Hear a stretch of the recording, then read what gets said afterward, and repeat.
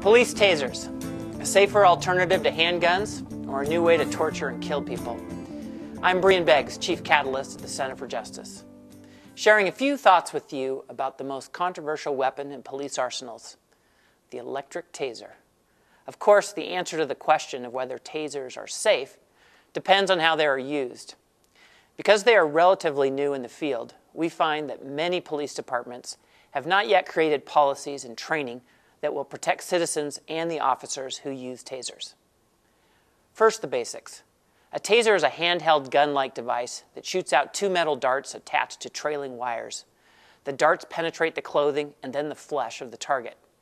The taser then discharges 50,000 volts of electricity along the wires, the darts, and into the body of the target.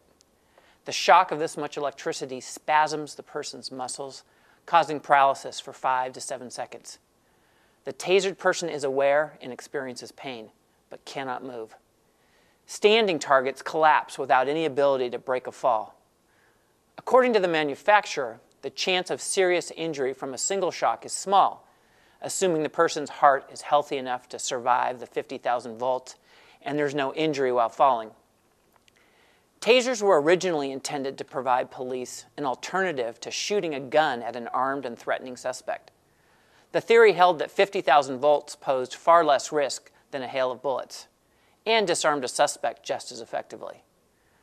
Police officers are legally allowed to use guns against those who threaten them with weapons, so substituting tasers for guns seemed like a good idea. Two problems with deadly consequences have now emerged when police depart from the intended use of tasers. If police use tasers against unarmed people when there is no danger to try to gain compliance, or repeatedly shock the same person, tasers begin to unnecessarily cause serious pain and death. Many people don't understand how stringing multiple taser shocks together would kill someone when a single shock rarely does. The mechanism is a buildup of acidosis in the blood. Each time the 50,000 volts enters the body, the muscles spasm and release acid into the blood. For those already exerting themselves in their struggle with the police or in a state of excited delirium, their bodies will create even more acid. Eventually, the buildup is too great and the heart stops.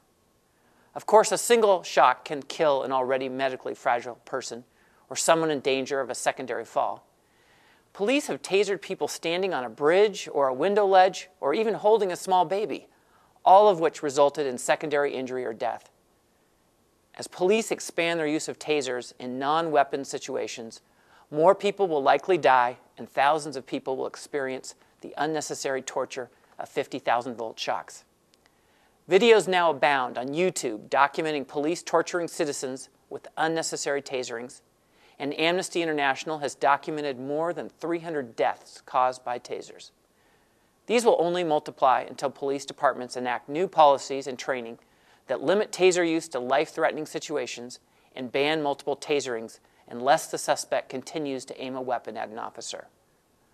Like many technological innovations, tasers can be used as a productive safety tool or a weapon of torture and death.